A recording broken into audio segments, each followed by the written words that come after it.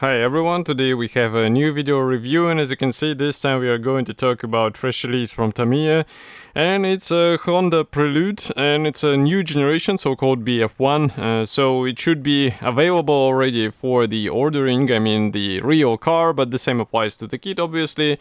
And what I'm interested in checking is how this plastic looks like inside, because it's a completely new tooled kit. The car itself is quite fresh, and that's why it will be interesting to see how it is actually copied in the scale. So as you can see, we have I would say traditional Tamiya box art. The box size is not that huge. Here is comparison with my hand, and we also have the car logo. Also here you can see the Tamiya logo, and the kit number is 373.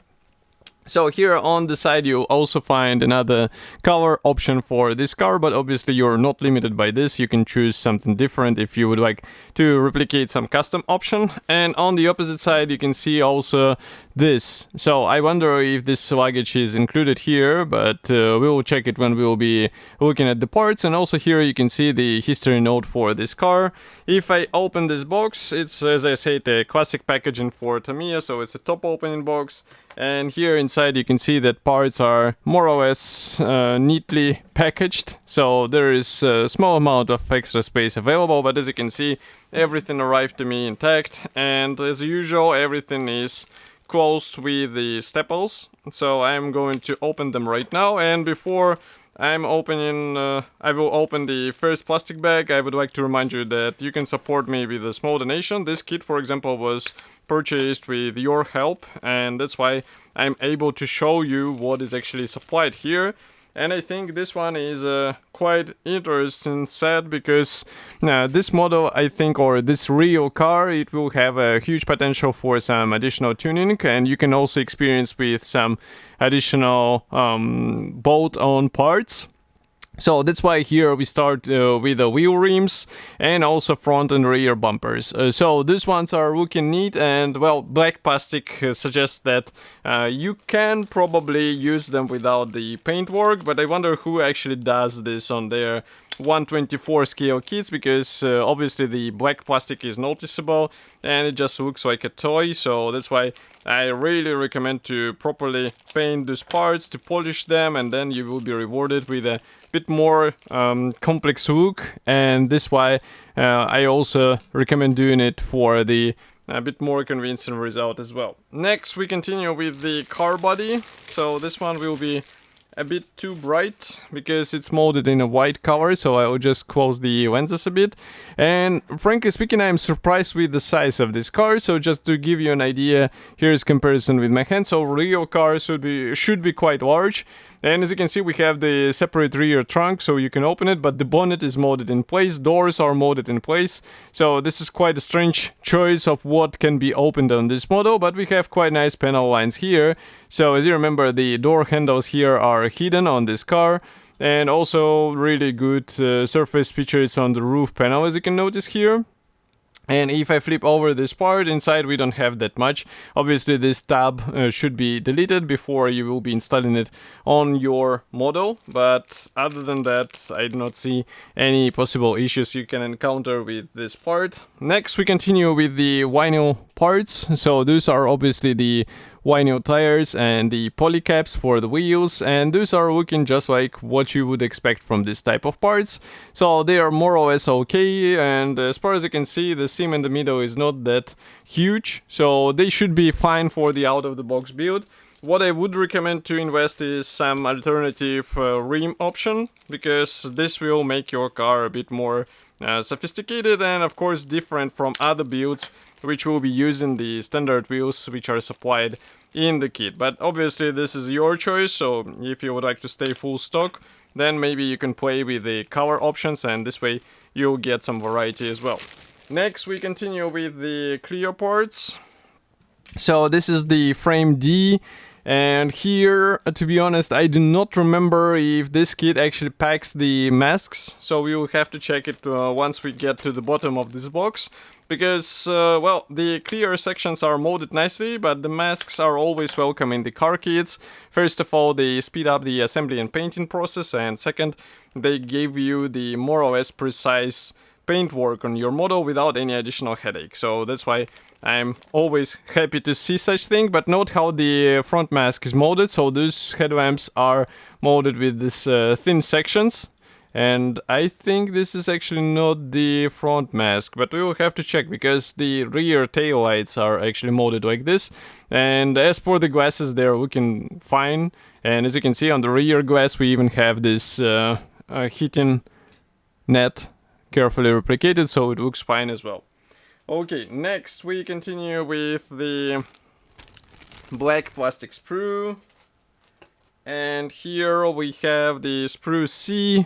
So this one is dedicated to the mix of parts, and I guess I have to zoom out a bit. So as you can see here, we have the subframes, also some suspension parts. We even have the headlamp parts here.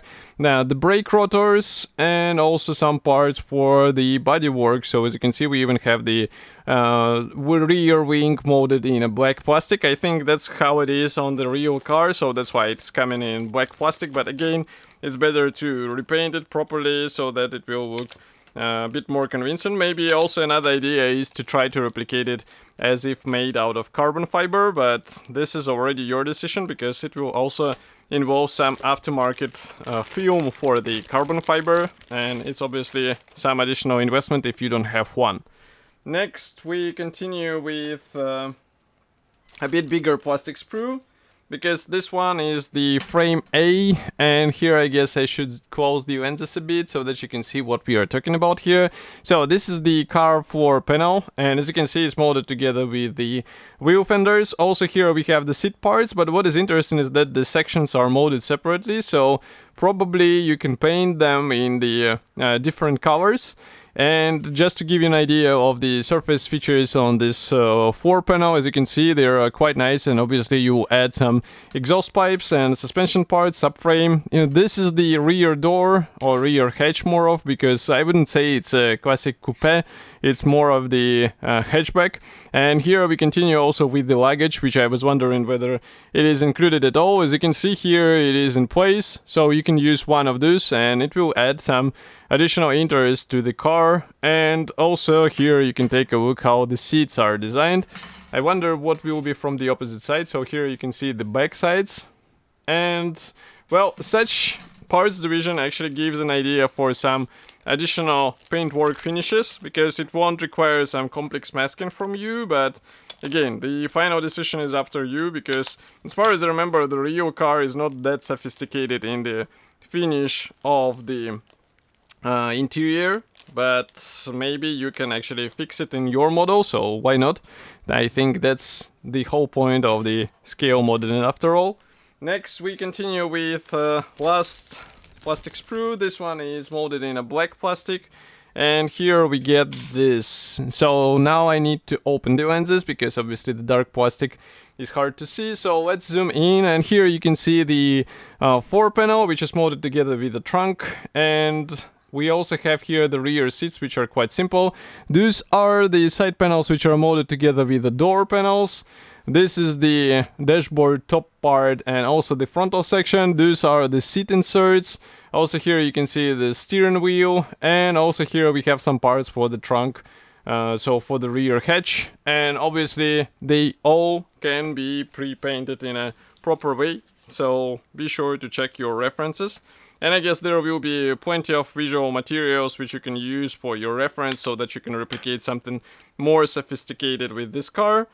And next I'm opening one more plastic bag, so straight away I can give you a spoiler that the masks are actually included here.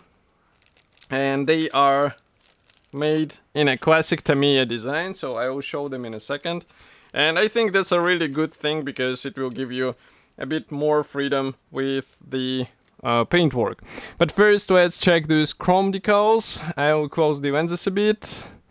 So as you can see, the chrome decals are covering the logos of the car, also various signs, and of course the rear view mirrors.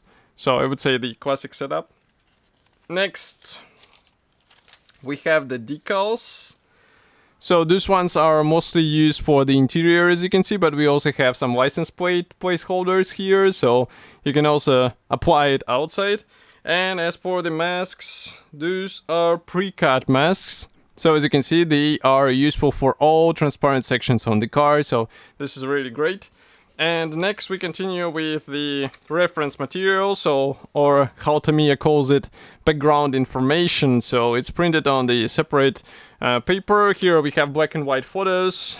Here you can also see how the paintings, paintwork should be done, and how the markings in form of the decals and the chrome stickers should be applied, but in black and white it's not that much useful, I would say. And here you can also see the development history note, but that's not all. We have the assembly manual, so this one should be interesting to check, because we will know how the model should be built. So first of all, you have the underbody work. So you have some instructions. As you can see, there are some sections which should be masked and painted separately, so pay attention to this in case you would like to have the proper paintwork on this section. Next we continue with the rear uprights and also subframe, as well as the shock springs. And next we continue with exhaust. Here we start working on the front suspension.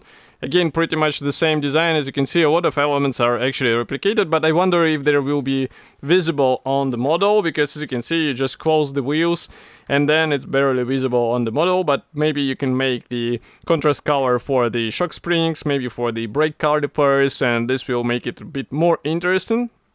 Next we continue with interior parts. So here, exactly as I said, a lot of separate paint or color sections. So remember and keep this in mind, because it might be useful for some interesting paintwork finish. And as you can see, the whole cockpit or interior is assembled as a tub and then inserted onto the floor panel, and then you continue working with the car body panel or section. And here you can see the masking instructions, of course. And next we continue also with the roof console, which should be painted separately. You insert the side windows, you install the tail lenses, and here we start working on the bumper installation. Next we have the headlamps. So as you can see, these thin sections and these prolonged parts are actually used for the headlamps for the nose section. Next, here we have the rear hatch. So as you can see, it should be openable. And as far as you can see, it can be even positioned in the, fixed in the open position. Here you can see also the luggage.